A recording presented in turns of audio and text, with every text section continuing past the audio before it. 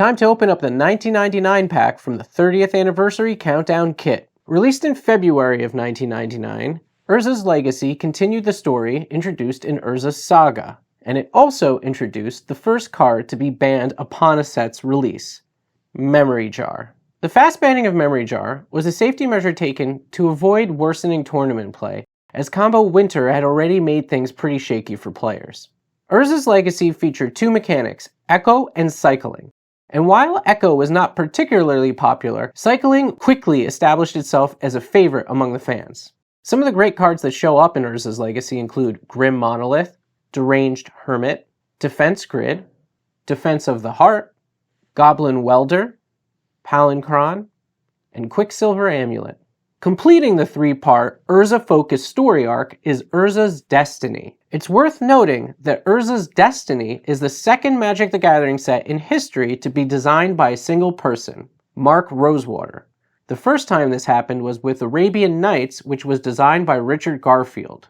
Some of the noteworthy cards of this set are Academy Rector, Masticore, Donate, Treachery, Opposition, Phyrexian Negator, Yawgmoth's Bargain, Plow Under, and Metalworker. In October of 1999, Mercadian Masques was released, continuing the story of the Weatherlight crew as they crashed on a new plane, Mercadia.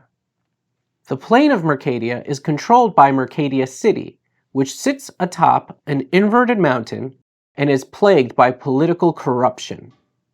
As the crew attempts to rescue their ship and return to Dominaria, they must navigate the challenges of this new plane. Mercadian Masques introduced a few new creature types, including mercenaries and rebels. Both of these creature types revolve around the theme of hiring them to join your team. Mercenaries, who are untrustworthy, can only recruit creatures with a lower converted mana cost than their own. Rebels, on the other hand, are inspiring, so they can recruit creatures with a higher converted mana cost than theirs. Overall, the power level of the Mercadian Masques set was intentionally lowered. The game had recently emerged from a period known as Combo Winter, during which cards were banned due to their overpowered abilities. In an effort to avoid similar mistakes, the design team deliberately kept the power level of the Mercadian Masques set in check. Despite the lower power level, several classic cards do show up in Mercadian Masques. Cards like Rishadan Port, Gush, and Food Chain. All three of these cards see a lot of play today, and in their own way have defined key decks in the Legacy and Vintage metagames. Starter 99 also came out this year, and while I don't expect any cards from that set to be included here, Goblin Settler and Grim Tutor are both highly collectible. Alright, let's open up the pack and see what's inside.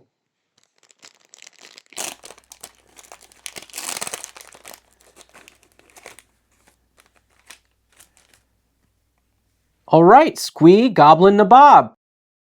I like Squee a lot. He's an interesting creature. Okay, Squee is a card design that I really enjoy playing.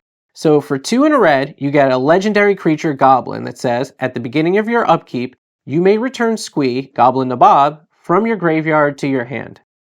Squee's an interesting character in the lore. He's immortal, which basically means he can't die, and in the stories, they kind of use this as comedic relief. As a card design, they've tried to follow that here.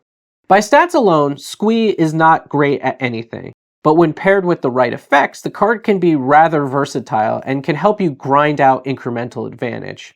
He's not bad with discard, either your opponent's forcing you to discard, or your own effects that maybe have it as a drawback, Faithless Looting, for instance. He's pretty good at chump blocking because you can always bring him back, so that might slow things down for your opponents or maybe even make it really hard for them to push in damage if they have one big creature that they're trying to get through.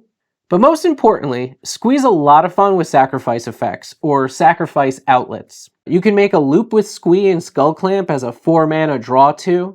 He works well with cards like Goblin Bombardment, or Phyrexian Tower, or Ashnod's Altar. Though as a creature, a 3-mana 1/1 is considered bad, but since you can play Squee again, and again, and again, he allows you to squeak out incremental advantage, and that can really snowball over the course of a game.